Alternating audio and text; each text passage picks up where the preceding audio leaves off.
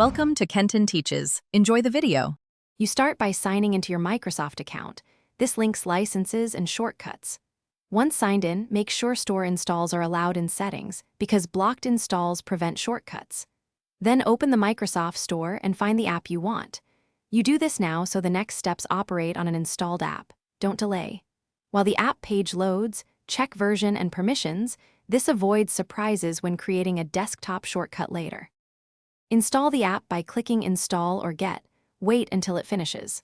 Once done, open the Start menu and locate the app in the alphabetical list. You can drag the app tile to the desktop to create a shortcut. This is fast and persistent.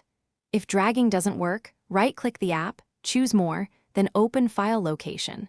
From there you can right-click the shortcut and choose Send to Desktop.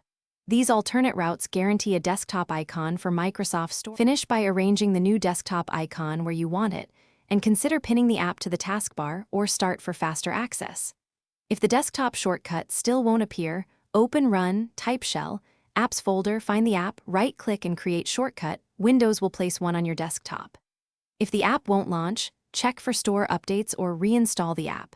If that fails, sign out and back into the store and retry, because account sync issues often cause problems. Thanks for watching. Please subscribe if this video was helpful.